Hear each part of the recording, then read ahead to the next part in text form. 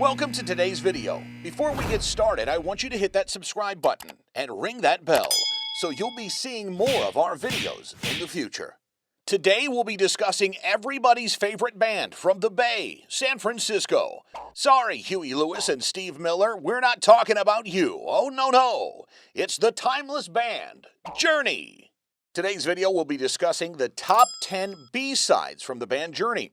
For you youngsters out there asking, what in the world is a B-side? Well, back in the day when vinyl was king, record companies would release singles for radio stations to play and for people to purchase. This was before album-oriented rock became a thing. On side 1, or the A-side, there was a potential big hit, the single. And instead of leaving side 2, or the B-side, blank, studios and bands filled it with another song. Not necessarily a throwaway song, but it wasn't the hit record companies or bands expected from side A. In the late 1960s and into the 70s and beyond, albums were printed in their entirety. That became the norm. Along with cassettes and CDs becoming a thing, the term B-sides has faded into obscurity. The term B-side now comes to mean lesser-known songs or deep cuts from a band. Journey is a band with a lot of hits and a band with great B-sides. I suppose if you hang around and record 10 albums, 14 if you're the real fan counting, then you'll be able to pump out some lesser-known songs. But Journey did more than that. Some of these songs could have been, and perhaps should have become, hits. Now let's get started.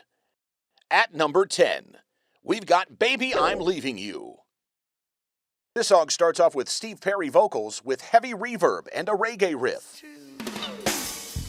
And I never lied to you. A different type of tune than Journey's ever recorded, to be sure, and it's a grower, taking time to grow on you. But it's a solid song, and the change up halfway through the song shows the depth of Journey and a throwback to their 1970s and early 80s sound. At number 9, Sweet and Simple. This song starts with a sweet and simple piano and guitar riff with Steve Perry coming in softly with the vocals. It builds slowly. It's a softer ballad from the band, one you'd slow dance to at an 80s junior high dance. Then about a minute into the song, it builds fast, and Neil Sean lays down a blistering solo.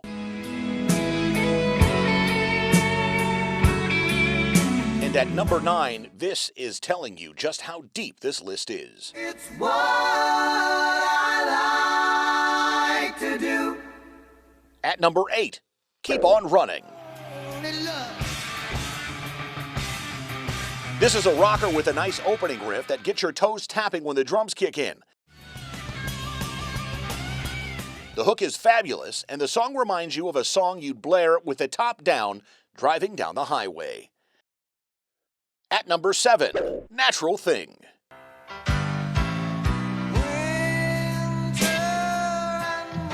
A minor chord progression that makes you want to sway on the dance floor with the one you love.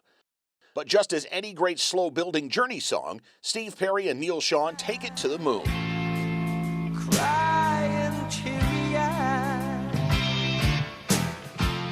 The vocals hit some highs that some singers can't even touch, and the guitar takes you out back behind the woodshed and gives you an old-school beating. This song is called Natural Thing, and Journey shows that writing ballads, even if they aren't necessarily hits, are also a natural thing to them. Number 6, Can't Tame the Lion. This song is off their 1996 album entitled Trial by Fire, which is my favorite Journey album. Every song on that record just hits different. This song starts off with an echoed guitar riff that has an interesting doubling effect. Steve Perry comes in with the lyrics, "In the midst of a dream, I swear I saw you standing there."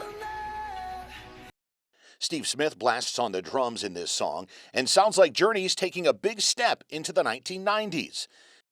This was their first album, studio album that is, since 1986. I also love the kicking bass on this track. And with the solo, what can I say? It's scorching, adding to an already great riff. This song is just a wonderful rocker. This is what I call mountain climbing music, the type of music you'd want to be listening to and playing in your ear when you're trying to climb a mountain. It just gives you life. At number 5, Homemade Love.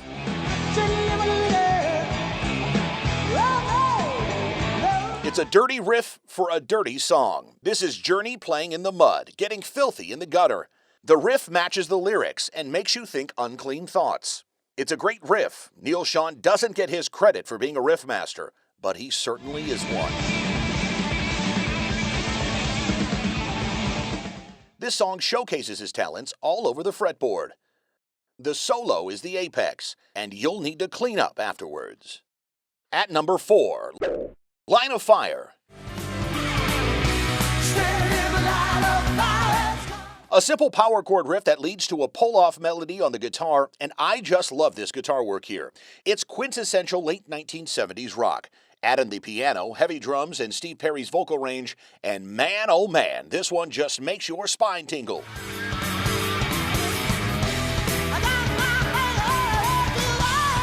The solo is an amazing display of Shawn's masterwork on the fretboard.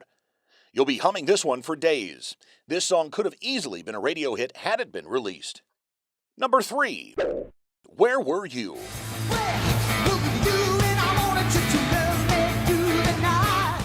Another song that should have been a hit. A straightforward rocker with fantastic drum work and vocal melody. The hook is spot on. Steve Perry showing that he could write a pop hit in his sleep.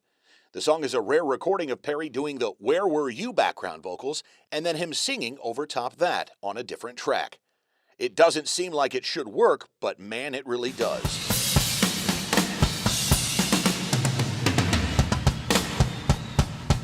And the breakdown in the song added to the guitar solo is top-notch Journey. Number 2, Forever in Blue.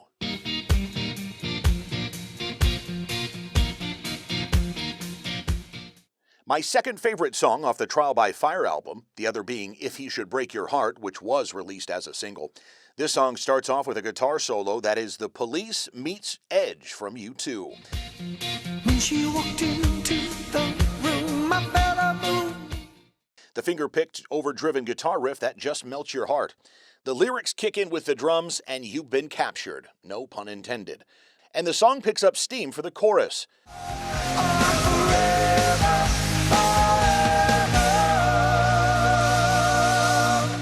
This song is the evolution, again, no pun intended, of Journey as a band. And it's heartbreaking to know that this may be the last time we'll ever hear a Steve Perry-led Journey.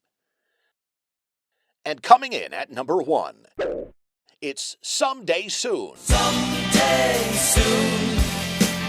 Ooh, yeah, It's really a shame that this song was not released as a single. It should have been. It opens with, in my mind, the best Neal Schon riff. And you can't make me believe otherwise. Greg Rowley on vocals and Steve Perry joining in. It's not quite a duet, but it's a great complementing vocal. The riff, drums, vocals, melodic hook, it screams late 1970s radio, and it's just a haunting song all around, about the future and what it could hold. Someday Soon. For this band, that someday was lived out many days throughout the next 10 years as one of the greatest rock bands to ever play and write music. It's truly a shame this song doesn't get the recognition it deserves. It's top-notch Journey and a great way to finish off the top 10 list. open up your eyes.